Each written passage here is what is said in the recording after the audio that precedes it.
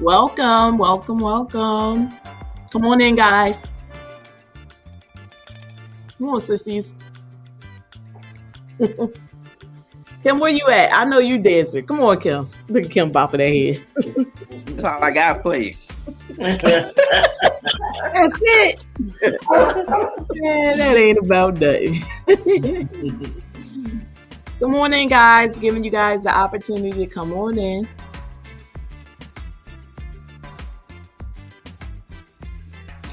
Hey, Tamika. Mega love shout out, Maya dear. Team Happy. Thank you for coming.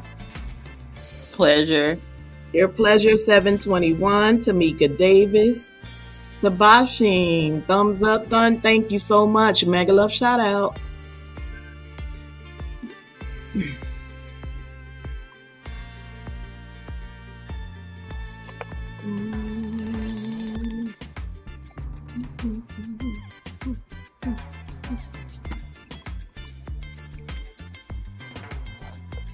Let me see. Afro family. Welcome, fam. Come on in. Hey, Afro Mex. Mega love shout out. Thank you guys for coming in to International Love Part 4. Thank you so much for the thumbs up. Appreciate it. Life with Missy. Hey, girl. So, guys, we're going to jump right on into it. Me and my panel guest tonight, we're just going to have open dialect. We're going to talk about when things were good in the beginning of our relationships with our Nigerian men. One moment.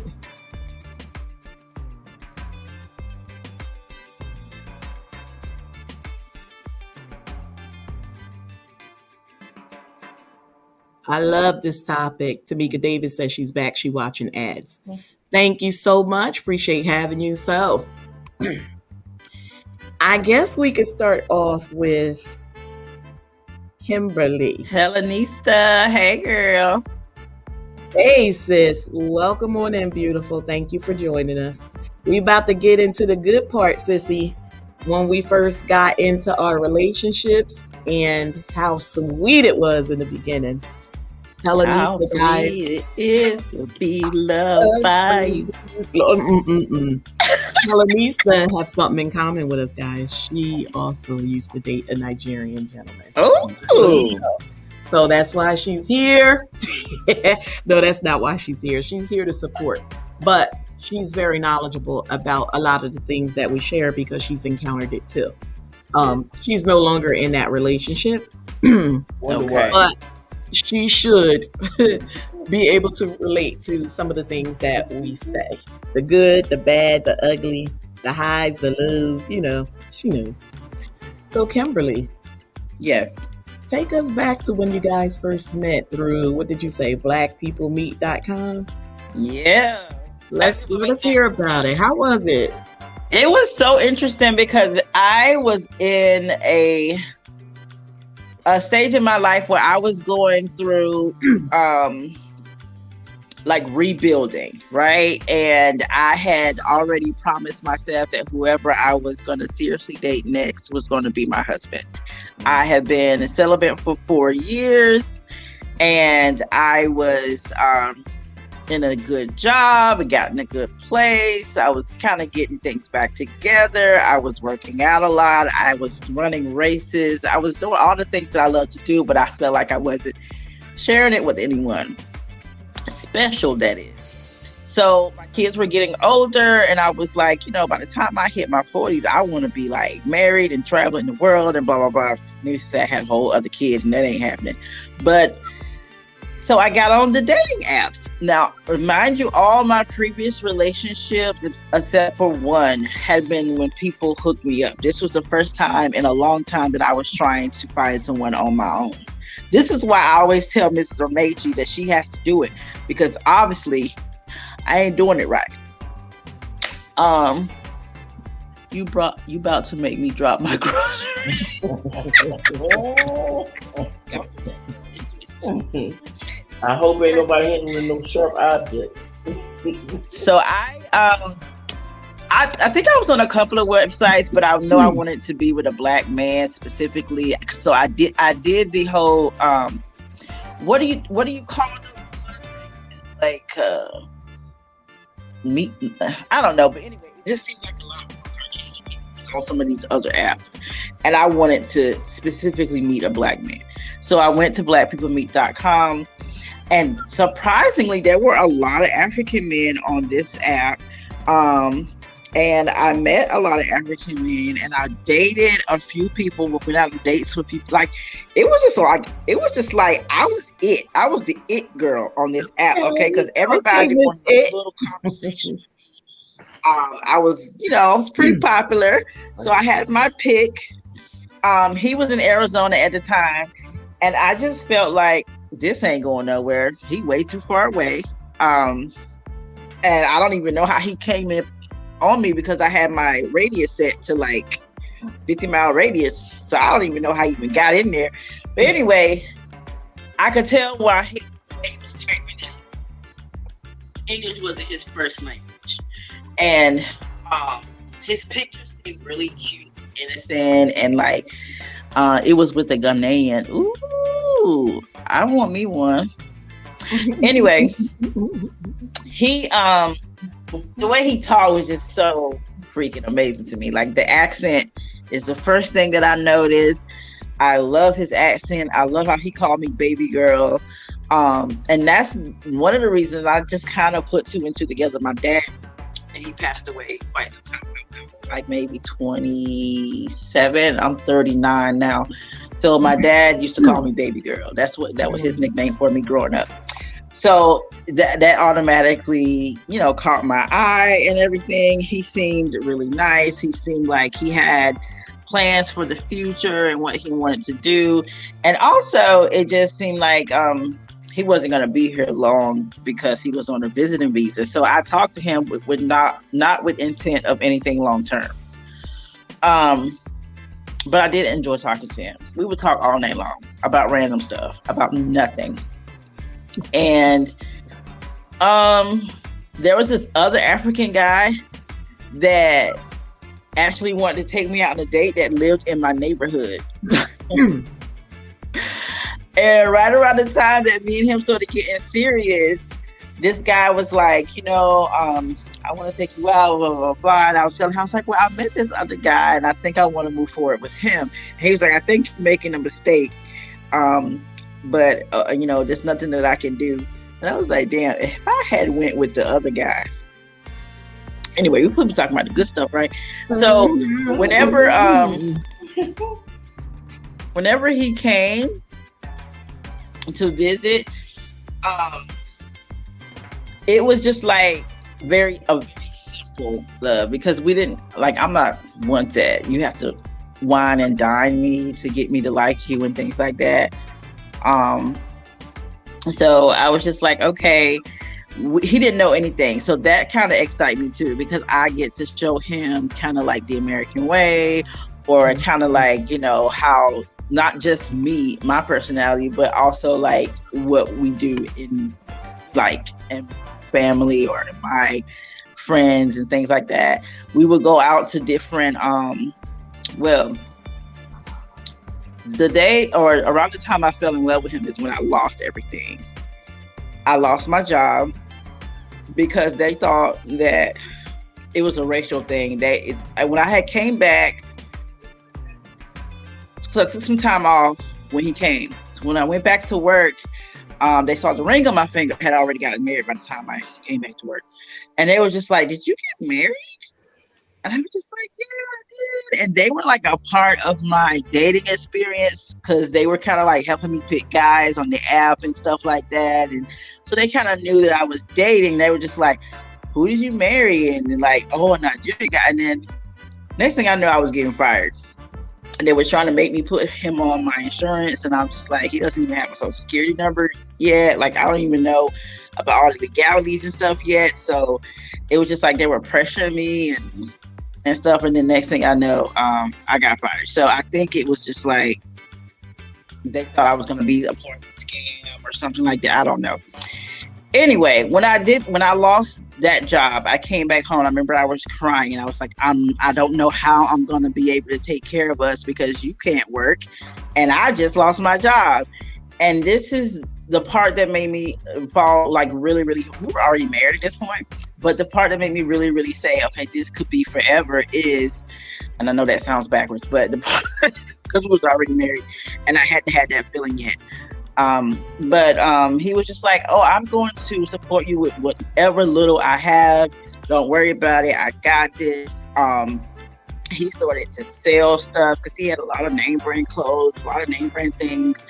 Nigerians really, really attach themselves to brand names for whatever reason. So he started to sell stuff on Let Go. Like, I don't think Let Go was out then, but it was something similar to Let Go. He started to put stuff on eBay. I mean, and that's literally how we survived for a little while until I found another job. But that made me feel like, okay, this guy's he's not playing around. He's really here for the long haul. Because mind you, remember I was telling you guys that I always felt like in the back of my head, this is just a way for him to get his green card. So, and I was okay with helping him in that way. But at this point I felt like, oh, he really does care about me. So how long did you guys date before you got married? Like, how did that part come up? Like 3 months. 3 months. So it was sweet. See, let me tell you something. People always put the ring on it. Okay. So in every relationship I've been in, I've either been proposed to or married within 3 to 4 months. Okay. So this wasn't new for me. So it was like, that's why I felt like, why did my family have such a hard time with this? They're like, oh, you're moving too fast. I'm always moving fast. Like, what are you talking about? So my first marriage to my TJ's dad, we got married even sooner than that. Like, I met him in May. We was married by July. So I don't waste time, okay? Life is short. So, but neither one of the relationships last, so I don't know how much I would recommend that. But so it didn't seem odd to me to be marrying somebody I wasn't totally all that in love with. So because I remember marrying TJ's dad, I'm thinking, I'm doing this so that my other son, whose dad was like non-existent and in and out of jail, so he can have a father. Like, that was my focus. Like, this is for him. So I at that time in my age, because I was like almost 20 when I got married to him. I was like 19. I didn't really value marriage at all. Like, it was just a thing that you do that I can say, hey, I'm married. I'm not out here with no bastard children. That was just my focus point. Now I look at marriage totally different. But back then, I ain't care nothing about no real marriage. Like, hey, marriage, divorce, go together. It's peanut butter. Really quickly, I want to say welcome to everyone coming in the chat. Appreciate having you guys tonight. I am MrsAmaechi from the Amaechi tribe. My panel guests are Judith and Lacey from Building Ace Legacy and Kimberly from Being Kimberly Arlinda. That's where you can find us, guys. I will be sure to link everybody's channels down in the description box below. We are on International Love Part 4. You guys can go back in my playlist and catch up on some more details. But tonight we're just having an open dialect amongst one another. We're talking about our relationships, either being married, engaged, or just dating Nigerian men. And we're talking about from day one where it all began. So Kimberly was just giving us a little insight into the beginning phases of her relationship with her Nigerian husband. We're going to go ahead to Lacey now. Oh, to me?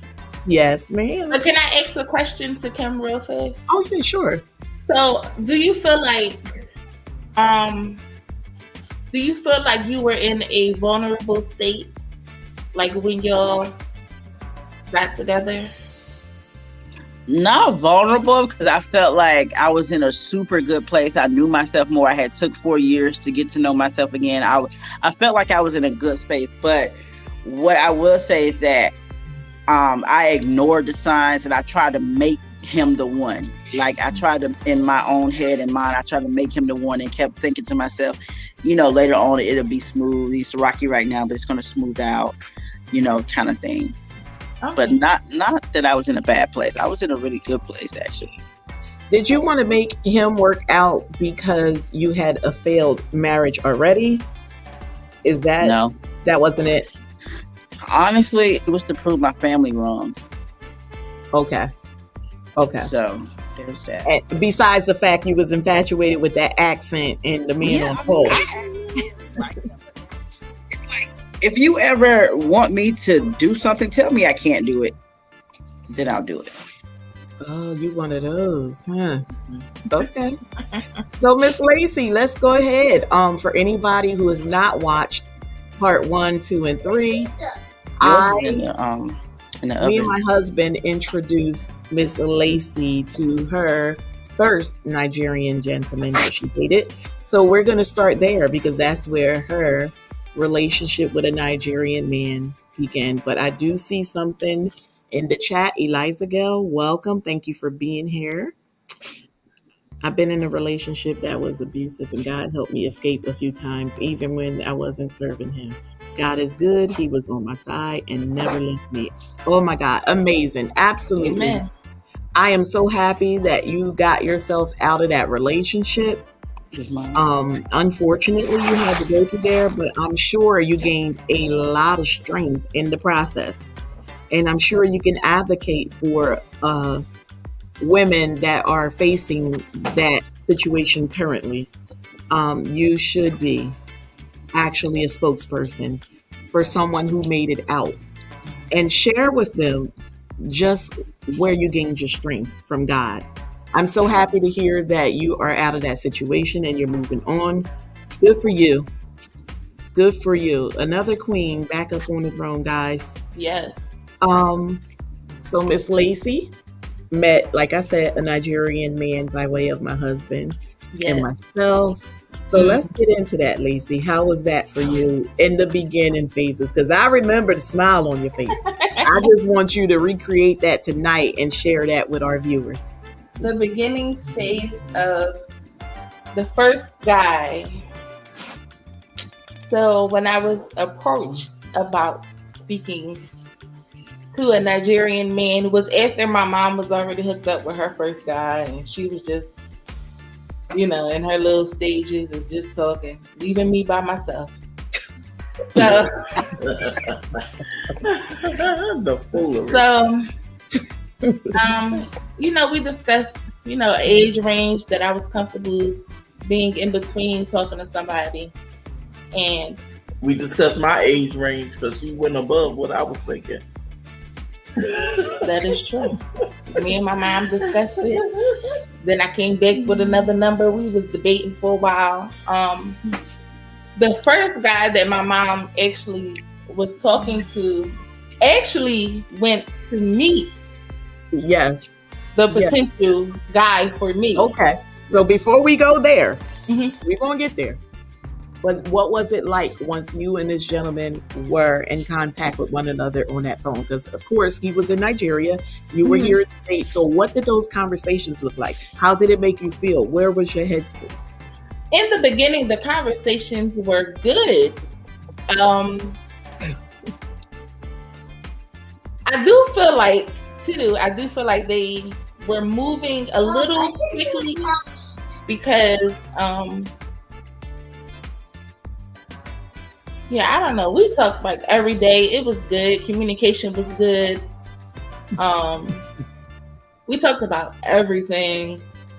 Past relationships, where we're trying to go, kids, marriage. Everything. Yeah. I would say it was sweet because I know for a fact you were not just talking on the phone. Well, you go ahead and tell these people you guys were video calling all day, every day. Yeah, we were on video calls all day, every day. It didn't matter if I was at work, driving, dinner. Yeah, cooking dinner. I could not put the phone down. He would not let me hang up. We can't hang up. He would be driving, holding the phone. He done crashed out a couple times, just like, oh well. At least I'm on the phone with you. And I'm like, what? Okay, all right. I want y'all to know she's not lying. She was on the phone cooking full course meals while this man was on a video call with her because he didn't want her out of his sight. He didn't want to hang up, and she called him back when she finished cooking. He wanted to be a part of the process. No, I wasn't there in the home, but he used to call and talk to my hubby and tell him. Mm-hmm. So I knew, I was privy to this information. And then I also used to speak with Judith. And when you speak with Judith, you're speaking with Lacey. So we used to be on the calls. Like my hubby would be upstairs in the living room area on the call with him. And I would be downstairs ironing or doing something with the kids and talking to the ladies. And it was funny to me. It was really, really funny. But I remember she was always on that phone. I couldn't get much time with you, Lacey, in the beginning. That is true. I was always on the phone, and I did not mind. I would be glued to their phone. Okay, video calls nonstop. And I remember that's when you worked in like I don't know, it was like telemarketing or something like that. I was a debt collector. Okay. Yeah. And I was 15-minute break I had. I'm like, oh hey. How you doing? Yep, that's what I'm talking about. Let's go back there, baby. I would have a bathroom break every hour just to get on the phone. Like, yes, I'm at work, bored. What you doing? Just anything. Like those times were really good when the conversation was really about something, and we were still kind of in the get to know you stage and making plans for the future and visiting everything. It was good. Couldn't keep me off my phone. I almost brought a separate phone just there. Okay. Now, Miss Judith. Yes, ma'am. Come on, baby. Let's talk about it. I guess don't keep the audience waiting. You know Sierra's in the house, right? Frank, hey. Hi, ladies. Let's talk about Mr. Frank. Come on. Mr. Frank. So when Wanda approached me, as she has previously said, I was in a very dark place. It was some family stuff going on. Okay. Burn the house down, but I was on their phone. Okay. And I just it was family stuff. And I was changing jobs. I can't tolerate nonsense. And I was having nonsense at my job. I love the company. I'm back at the company now in a different area. But just what I was going through there. And like I said, some family drama unfolded. And it ended up with a death in the family. We had the funeral Friday, and I started my new job Monday.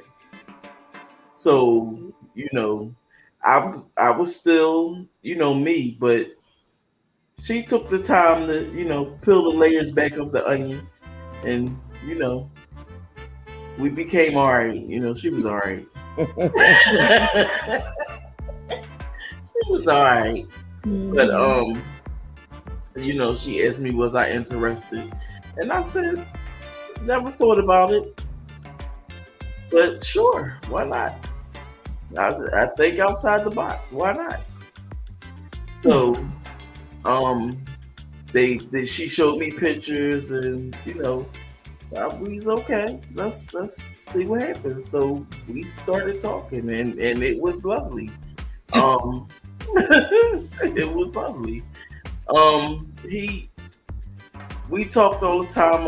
Also, and he even grew a bond with my daughter. And that was important. He didn't understand that was important, but he did it on his own. It wasn't forced, coerced, or this is what you need to do. None of that. He did it on his own, and that was his daughter. And I was an and you at the end. So the funny story, he was saying, you know, Lacey gonna have a family and have grandbabies, and he gonna be happy with his grandkids, and on and on and on. And I'm like, okay. He was like, yeah, okay, yes, honey, and you. You know? So, you know, like I said, it was good to see that and know that he was interested like that, because you know, unfortunately or fortunately, some may look at it, we're a package. You can't separate the package. You can't have the left Twix without the right Twix. So that's the lay of the land. And I appreciated the fact that it was his daughter. He asked me, could he adopt her? Everything. She's a grown woman now. He asked me, could he adopt her? It was beautiful. And you know, at that time I needed that distraction. It was a huge life distraction. But it was all right. It was a beautiful thing. You know, he was an okay person. He just, you know, a good time. A good time. Yeah. Thank you, Lacey. Don't start reminiscing now. I gave him a call. Listen. All right, since she want to be modest, y'all know I don't hold it. Run my mouth over here. So I used to come to work. Mind you, she was my supervisor. That's how we met. And I got placed on to train her. Whew, what a job I had. Yeah. Not the job itself, training her. So anyway, I used to come in the morning, phone on her ear. Go drop off the clients and come back, phone on her ear. Mm-hmm. She was going between that smartwatch and that phone. Lunch break, Judith, I'm going to such and such. Well, yeah, you can bring me back. Come back. Phone on the ear. All day, every day. We get the girls coming in for the next shift for us to give turnover. I gave the turnover. She would get on up out of my way because guess what? Get in the car.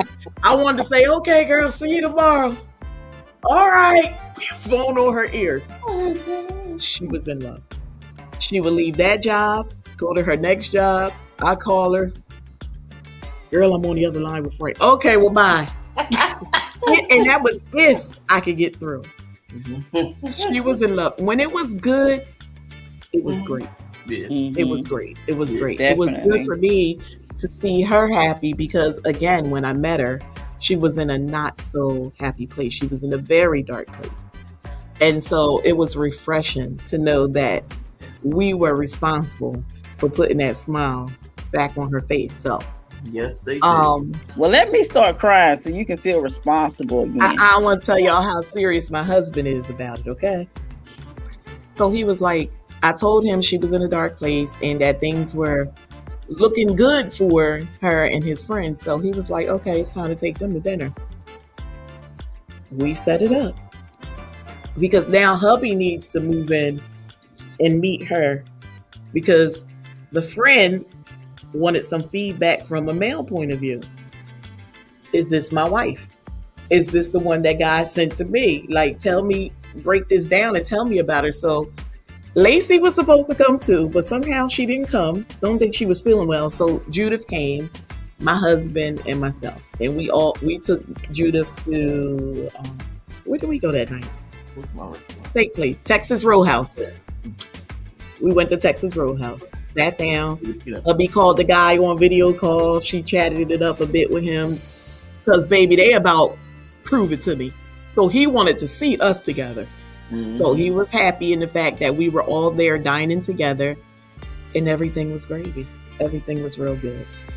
He was happy with the feedback. So you saying you want me to go to Texas Roadhouse? That what you said? Yes, meet us at Texas Roadhouse. You got to get hooked up first. See, that's the part that you got to get hooked up first, honey. Once you hook up, then you get that free meal at Texas Roadhouse. That's right. Better than McDonald's. Yeah. So yeah, it was good. Judith, you smiled a lot. Yeah. You smiled a lot. Yeah, it was. You stayed on the phone, so everything had to be sweet like honey. Yeah. Don't be modest over there now. You know, I told these folk on Saturday that if I seen any holes or any spots you were leaving, I was going to come back and make sure that you dropped all the details. What was y'all doing? Was like, honey, that's why. What was y'all talking about on no phone conversations? That's why I was comfortable with. Huh? Television. Why you were so comfortable to be? Snap. Okay. I can't remember. Now, this part I can't remember.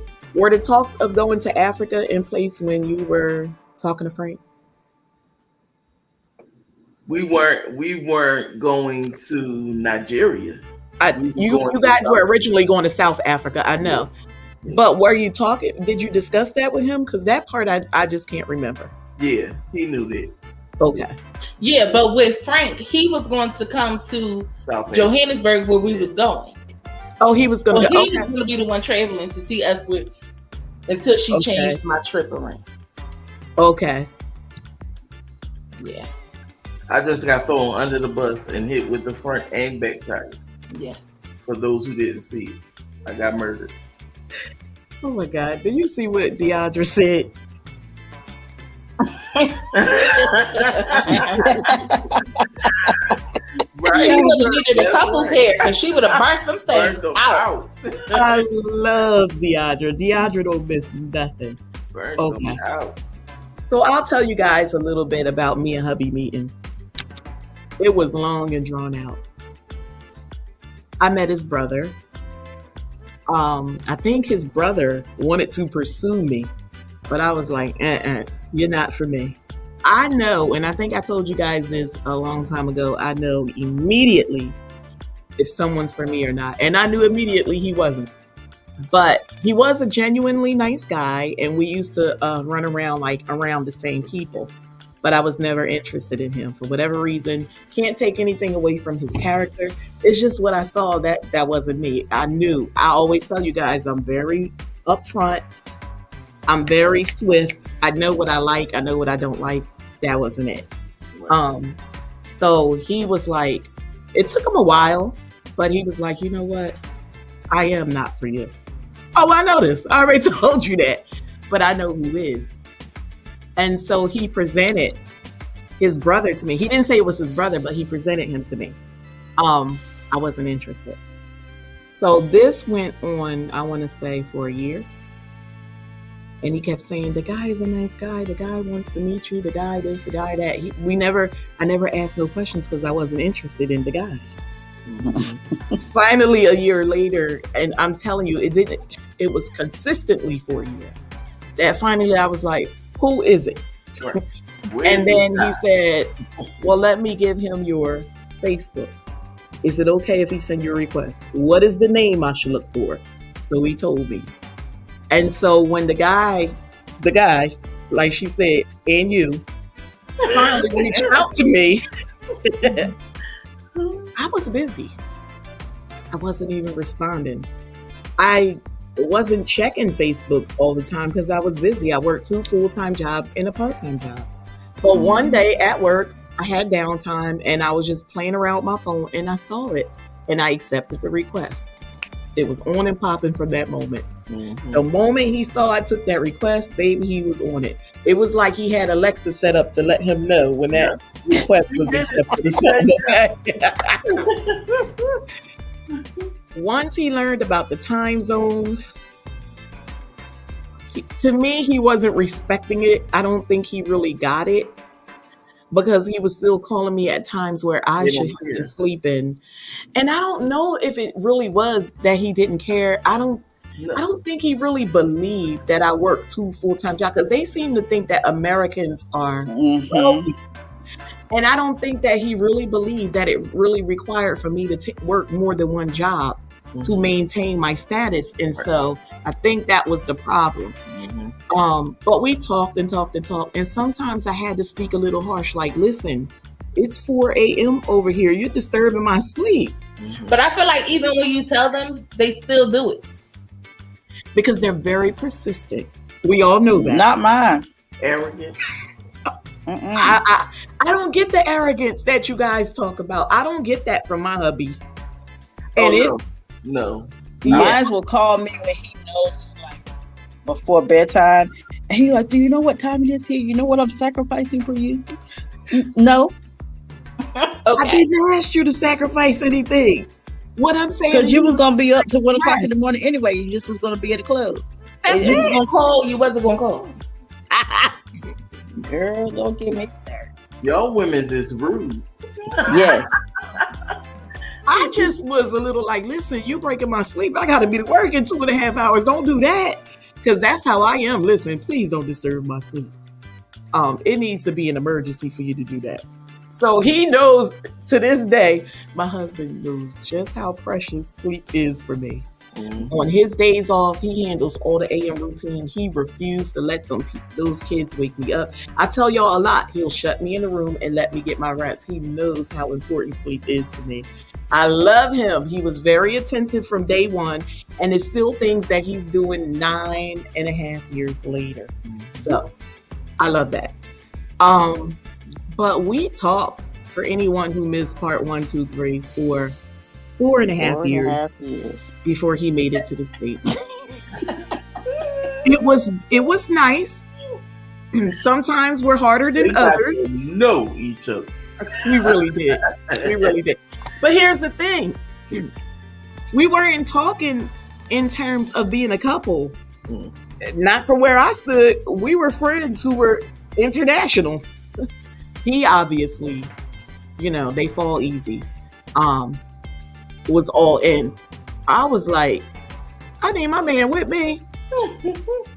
And I don't have any plans on coming over there anytime soon. So, yeah, I hope you're still doing whatever it takes to make you happy over there.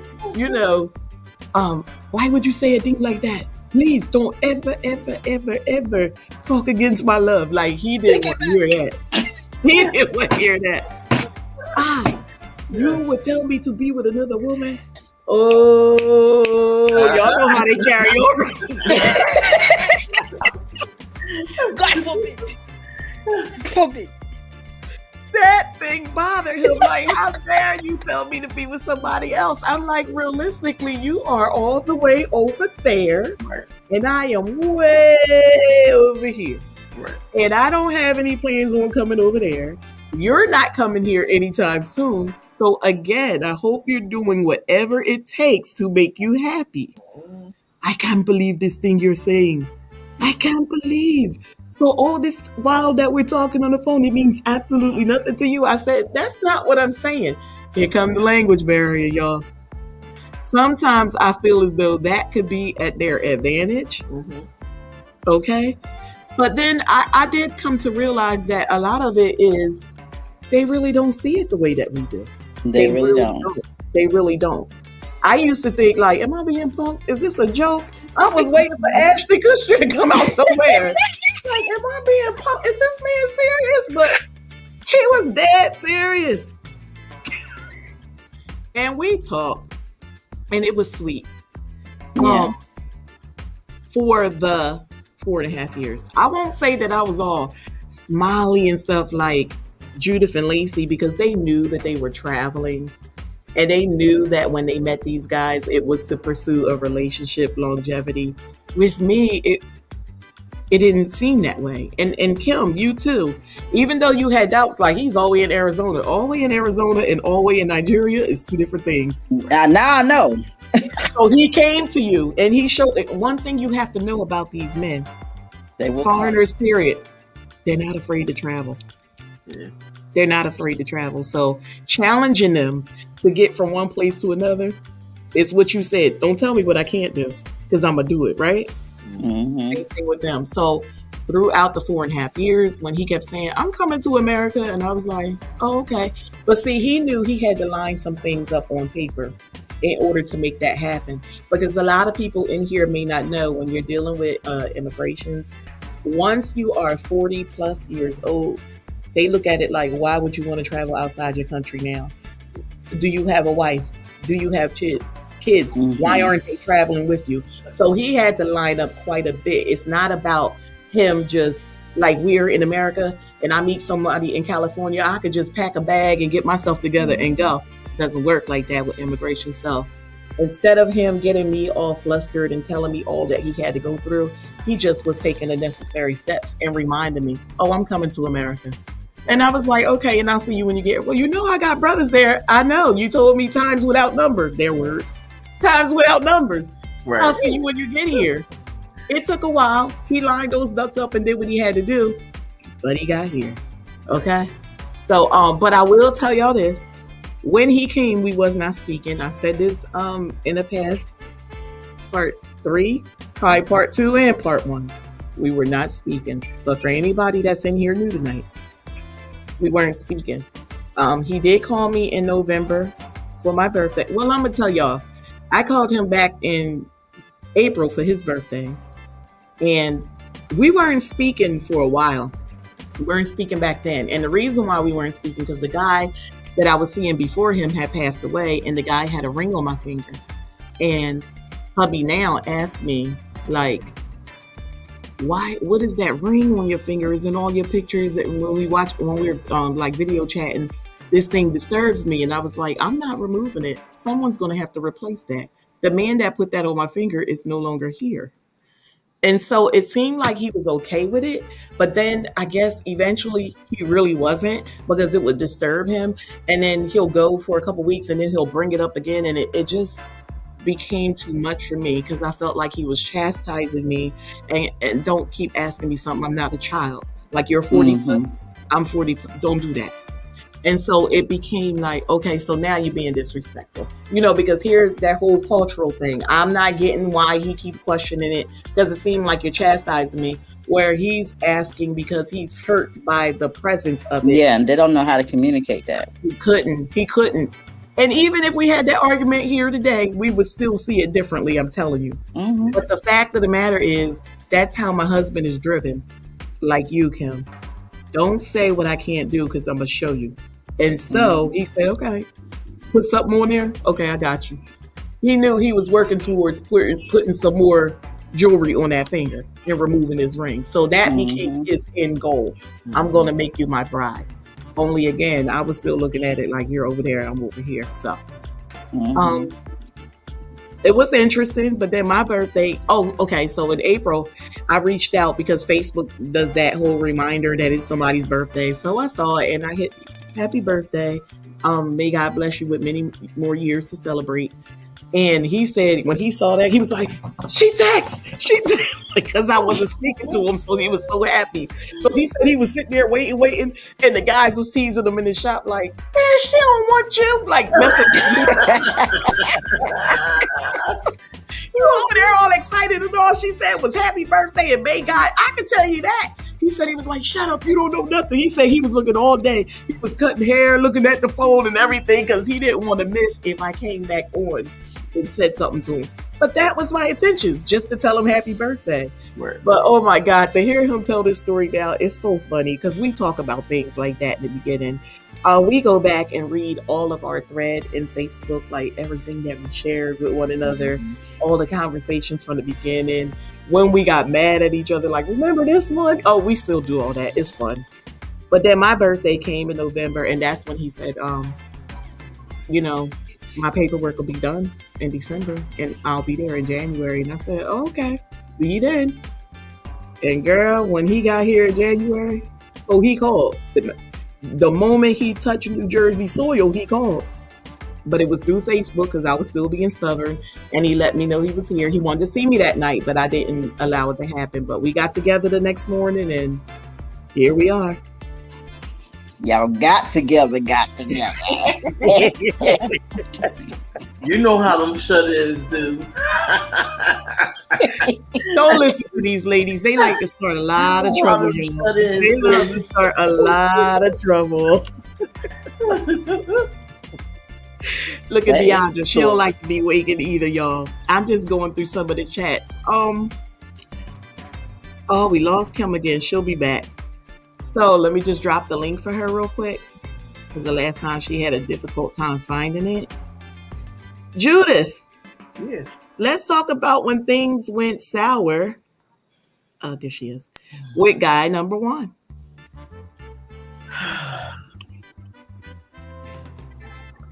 You try to be nice and exploratory with people. You think everybody's adults. And they're not. I shared some nudie pictures and they got sent around Africa, America, Zimbabwe. The picture she sent to Nigeria made it back to New Jersey, and I'm looking at the picture like I'm like a kid. I called that job like, you sent what, where, and I got it. Yeah. Then he lied. He said he ain't do it. So who did it? Who else did it? Who did it? You That's sent what I'm it. saying. Who else? Oh yeah, I sent it to Wanda. Man, no, I sent it to Tony. Excuse me. Right. So I mean, he denied it. He would never do such a thing. My wife? Yeah. Okay. Then. Because they go into that mode. Don't think when he killed face, killed so disgusted. Right. It was disgusting. Exactly. I took that thing personal. He may as well had to send my pictures around.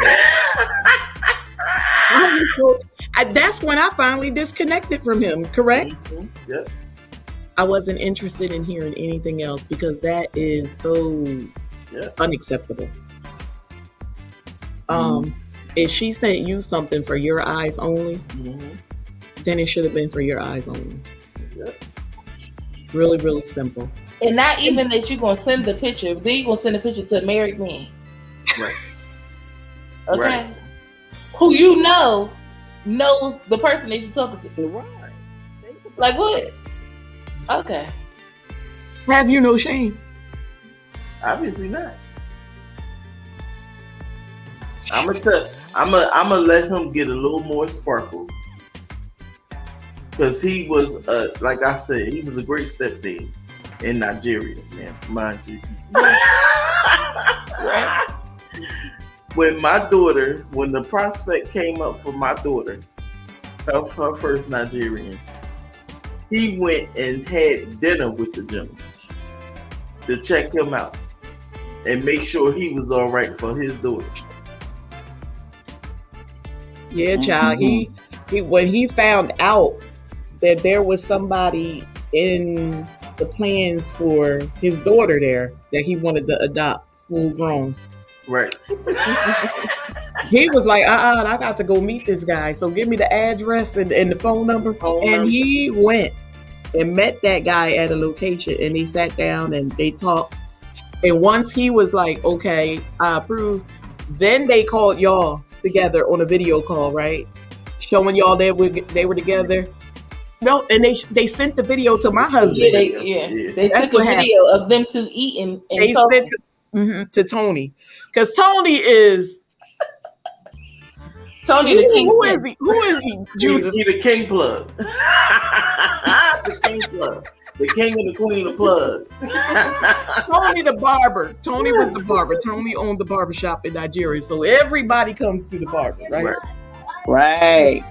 Everybody comes through the barber. And then Tony, this giving person, nice giving. So everybody loved Tony. So everything was going through Tony. And I was looking like, well, who are you? Scarface? Like, I need to know what's going on here. Like, why do everybody come through you for approval? Mm-hmm. I just couldn't understand it all. Even when the girls were in Africa, they was like, Wanda, I don't know what kind of pool Tony got. I said, baby, I don't need it. Right. I don't need. That's some other pool. That's some other stuff that I don't know nothing about. But let's go back to Judith and guy number one. Mm-hmm. This is just how a narcissist acts. Mm-hmm. And I didn't even know they was over there until him with this situation. He was getting so ugly to me. You lied about it. First you did the act. You shared it. Then you lied and said you didn't. But on top of that, you got so adamant about people confronting you that he started, to me, his disposition was changing. He started getting angry with Judith over simple stuff. Like, hey. Yeah, the word hey. The word hey. The word hey. You know, ring, ring, ring. Hey, that hay right there. Tell them about that hay, Judith. That's how you talk to an animal. That's how you call your dog. That's what he told her. Don't say hey to me. Mm-hmm. That's how you call a dog. That's how you talk to an animal. Mm-hmm. I said, ring-a-ling-a-ling, hey. She was like, that's the Ring-a-ling-a-ling. Hey, That's how Daniel is with friends. He'll be like, you say hello, daddy. Not just hello, like you have to put something behind it. Mm-hmm. He'd be like, hey. Right. It's certain terms that really disturb them. I'll tell you one that disturbed my husband. Guess what? That's it. Guess what? What? He don't like guess what? Mama, what's all these Americans? Guess what? Guess what? You turn my head upside down. I said, Tony, you know when they say guess what, they want you to say what, so they can tell you their story. Why don't they just say it? Why you putting me through all this? Just say what you want to say. I am tight.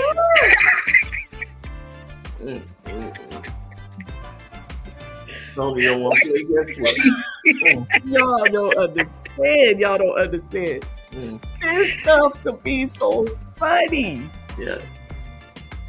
I will say, you have to have a lot of patience when you're dating somebody from a total different culture. Yes, you do. And especially when they're here for the first time. It's like when you're teaching the kids, you have to really teach them and have them be accustomed to all of our ways. It requires a lot of patience. And my sister used to be like, you know what? You are really patient with Tony. I said, because he is brand new here in America. And so I have to teach him. Just like I was taught, I have to teach him. Yeah, he knows some things, but their culture and their way of doing things is totally different from what we do. Yeah. I remember some days I used to be like, oh God, this is going to be a long I got a question. What was him getting his license like? Like, how was his driving? Okay, no, that was good. Oh, really? They're making it different. So they used to be able to come into the U.S. and just switch their credentials over, just like when you move from state to state. Mm-hmm. However, now they're making it like a new 17-year-old driver, where you have to go through all the different stipulations and you have to go through that what is that, like a probation period for 1 year where your picture is turned differently, and then it's you have to do it from ground one. But he could drive well, is what I'm saying. Yes, because my husband could not. We had an issue. He didn't think that the lines meant anything. Because over there they don't. Well, listen, over it's there all lines don't stuff mean over there, and they're paved roads and stuff. It really don't mean the same thing. That's the funny thing. Listen, I'm not driving over there. I can tell you that now. Listen, they had a 6-lane highway. It was 12 lanes. Yeah, I was sitting in the front of that car like every time I was in prayer. Like, Lord, please. People just walk across the street like people are part of the lane. Like they selling stuff to you. Like, oh my, you can't just be driving all kind of ways. Past all the sellers out the middle of the highway selling everything to you. Yeah. I'm like, he ain't gonna afraid somebody gonna knock that off his head or his shoulder or something like that. They're just walking around. I said over where I come from, that's called panhandling. Right. They encourage panhandling over there. That's how they make their bread. Way of life. Yeah. I'm telling you, it is so funny when you date. So while we laughing and stuff, let me tell y'all about this one guy that came over. And I just like to tell these stories to people, you know, who've never like interacted with Nigerians or Africans or just immigrants or dated at least. There was a guy that worked with us, and I used to talk to him all the time about funny stories of things that happened when he first came to America. And he told me that he was stuck on going to New York because he heard about this New York ever since he was in Africa. So he wanted to go to this New York, call it this New York. I wanted to go to this New York. I said, okay. So I went to this New York and there was a guy. He was a security guy. I said, okay. He was guarding the Statue of Liberty. Okay. He said, but you know, everybody was around. They wanted to take pictures and stuff. And this guy, he had it in an orderly fashion. I'm like, okay, because you know they overuse adjectives for everything. So he's like, for you to take one look at the Statue of Liberty, it was $5. Like, what? He was like, yes, the guy charged you $5 a look. I said, so how many looks did you take? You know I'm crazy. I feeds right into it, right? He gonna say, I got over. I took 2 looks and only paid $5. Wait a minute. Kim, No. this man was out there charging those people to look at the Statue of Liberty, $5 a look. Right. That's a shame. And he thought he got over on the man. So I took 2 looks and only paid $5.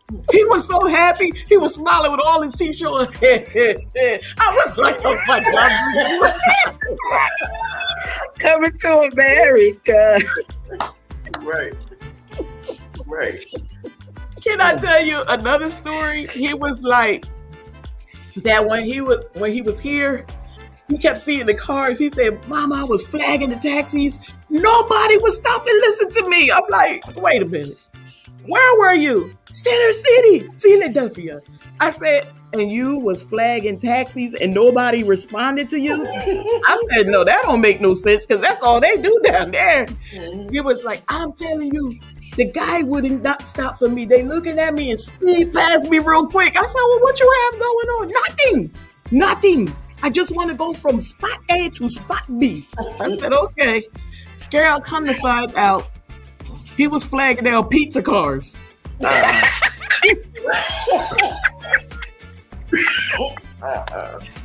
thought because they had the light on top, it was a taxi.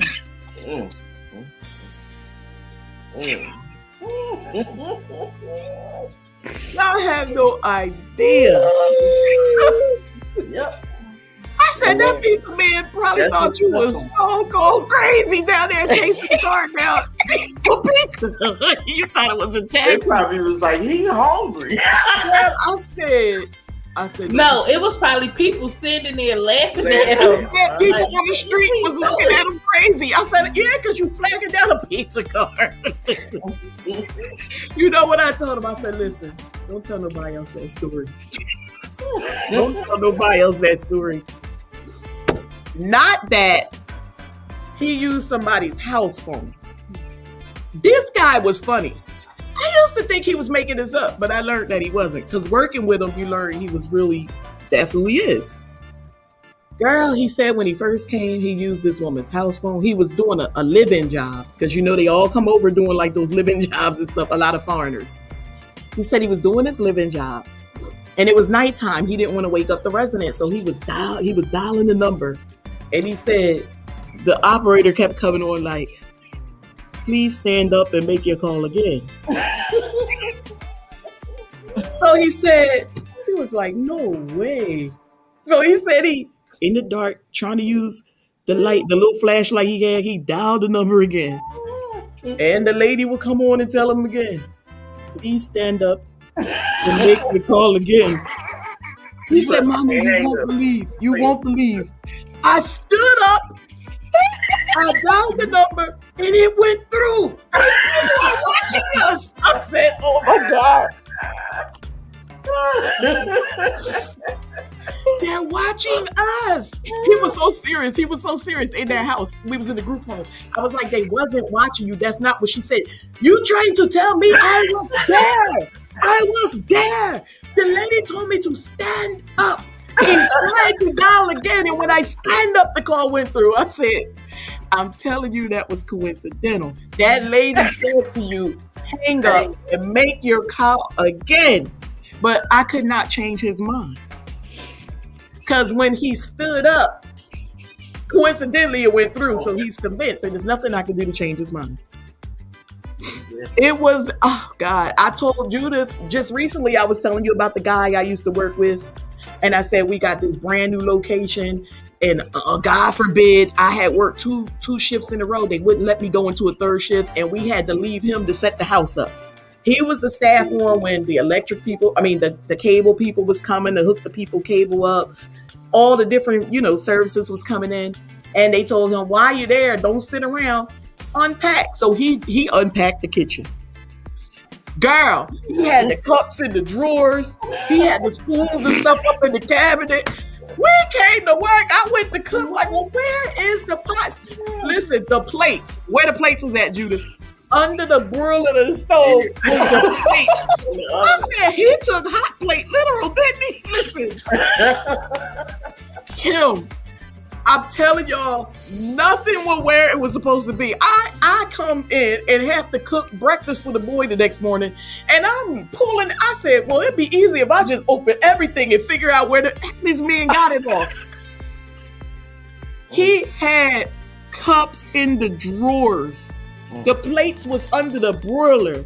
Because you think stuff was up in the cabinet. Because you think we do it right in America.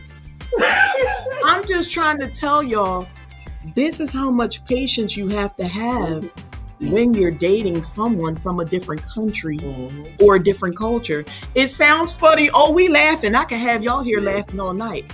But imagine where we stand.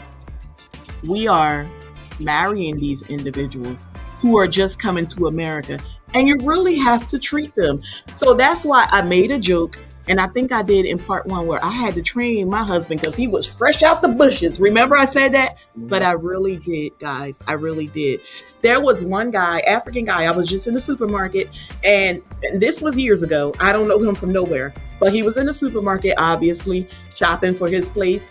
And he kept getting vegetables and he was putting them in the cart and they kept rolling right out the hole. And he put the next one in the cart and it rolled right out the hole. I couldn't take it no more. So I went and flipped the little plastic back up. And he was like, are you a genius? I would have never thought. This guy was in the supermarket praising me, done paid for my groceries and everything because I flipped the little plastic piece up so his vegetables and produce could stop rolling through the hole. Girl, I just stood there next to the bananas looking at him do it over and over. My heart went out to him. Are you a genius? I was like, no, sir, I'm not no genius. But that's what that's for. I see baby in there. I said, yeah, people could put their babies in there too, meaning the baby's legs was through there. He was like, I see baby in there. I know, it's multi-use. Listen, you can use it for the babies to sit in, true. But if you want to put stuff in it, just flip the plastic piece up. This man thought I was a genius. He was so grateful. He met me in the supermarket. It's like I changed his life. All I did was flip the plastic up for him so his produce could stop rolling on the floor. And he wasn't putting it in the little plastic bag. He was just sitting in the cart and it was just rolling. Sitting in the cart and it was rolling. I just couldn't take it no more. I was just looking and everybody was just going around. They was looking, but they kept like pushing their coats right past him, dying laughing, watching. It is a lot of work to date someone from a different culture. I know we're making light of it and we're laughing. And I know I told my hubby, hey, hubby, I know you watching, and his friends. I sent them the link and told them to please tune in because we're going to be talking about you guys. Right. And they laugh. They be like, oh, my sister, you be so right when I be imitating them. Because I imitate my husband. I be like, who this, y'all? And I imitate Tony. They be like, oh, she got you. She got you. They be laughing. They think it's so funny. Just like when we talk about like coming to America, they be like, but Eddie Murphy did it good. He looked real. I said, I know he looked real. He acted just like y'all. It is funny. It is funny. But then there's days that is very frustrating. Right, ladies? Yeah. It can be very frustrating, guys. Absolutely. Because we're used to dating, other American men. That's what we are exposed to. And then all of a sudden you're dating somebody who just don't understand what the heck you're talking about when you're saying something as simple as go to the trunk of the car and grab the groceries. They like, what trunk? Because the trunk, they call the boot. So you have to either speak to them in their language, or you have to hurry up and get them to understand yours. It's going to take time. It's not going to happen overnight. Right. I have been with my husband now for, it's safe to say 10 years, because we're married 5.5, and we've dated or talked on the phone while he was there 4.5. So 10 years in total. I want to say once he got here, a good year. And still, as things come up on jobs like, what's this FMLA? They never had those things over there in their country. So then, I'll explain that, like, oh, that's Family Medical Leave Act, because they don't have those benefits and stuff. They don't have like SNAP, EBT. The stuff we take for granted that we complain, oh, they haven't given us a funk behind. Be grateful. Because these people are coming from a very poor country who have absolutely nothing. Back when this pandemic first started, and our country and other countries were sending to Nigeria, and I'm going to say Nigeria, the Nigerian government housed all this food and supplies in a didn't give it. And did not give it out. Share it with the citizens of Nigeria. And it was very unfortunate. I have that posted on my Facebook. I was not going to share it on YouTube because I was new and I didn't know how YouTube worked with stuff like that. But they did not share it with those people. They were sharing it with their own rich friends and stuff like that. You guys have to understand, when the pandemic happened and I explained to Tony, like, they're going to put you out of work, so they're going to pay you unemployment. What do you mean? Oh, he couldn't believe it. Like, yeah, right. I'm filling out the unemployment benefits. And he was like, oh, I'll believe it when I see it. When that check came in and I said, they got to pay you all them weeks back. He couldn't believe it. He called Africa. Hey, oh, we're being cheated in our country. Yes. You guys wouldn't believe how many thousand, Mama? $6,000 in Naira. That's, he was selling them equivalents in Naira and everything. And they like, you gotta believe it. I gotta get to this America. Oh, they was all on the phone saying how they gotta get to America. It's so sad to hear that these people are missing out and that we're over here living this lavish life and we're not grateful and we don't understand. It does require a lot of patience to date someone that comes into this country from another country who from a total different culture. I'm telling you guys, it's very interesting. They're very loving. My husband love up on me. Yeah. Lacey and Judith feel the same way. Kim feel a little different. Go back to part 1 and part 2. But I'm telling you, they are very attentive. Yes. Family is everything to them. I love the foreign men and the concept and embracing the culture. I love how they make me feel like I'm way up here, which American men stopped doing for me a long time ago. I told you guys I've been in enough piss poor relationships with American men that I'm not going back. Right. It is what it is. I told you a long time ago in part 1, when you get used to getting treated like sugar, it's so hard to go back to sugar, honey, iced tea. I'm not going back. I forgot the way back to dating an American man. Anything happened with me and hubby? I don't know. Because he's supposed to be the last stop. He's supposed to be the last stop here. I want to thank everybody for tuning in. Thank you so much. We will be back. I will announce it. Part 5. And with part 5, guys, we're going to put a little spin on things. We're going to play a little game where you guys get to answer some questions. We want to see how attentive you were for parts 1 through 4. And see whose storyline is what. We're going to play a little game. And then after that particular one, when we come back again, we're going to pick up right from here where we stopped in our relationships. And we're going to tell you where things started taking some lows, some turns, some twists. It went in some peaks and some valleys. Yeah. We're going to talk. And I'll tell you about the man, the Congo man I met in McDonald's last weekend. Oh, but we got to get through her. Having her door kicked in, her husband going to jail, and then being deported back, and then she contemplating being a sister wife, and then she agreeing to go over to Africa to meet with the woman to see, in fact, if it would all work out. And now that she is back, because that trip just was about 2 months ago, we're going to bring you guys up to speed. With Lacey, we're going to tell you how she went on to Africa. Still a little... now everything wasn't gravy when she went over, but she did go over and she ended up moving on. With Judith, we're going to tell where she ended it with man number one, Mr. and you. Right. Frank.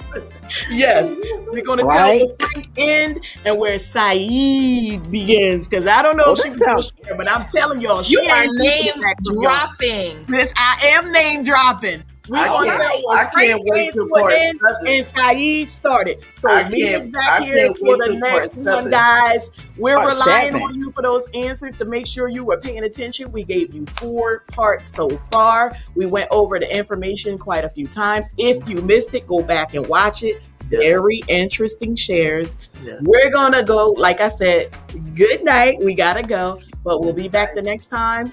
We'll do the game, and then after that, we'll tell you where we took some twists and turns. Love and respect to you all. Have a blessed night. Good night.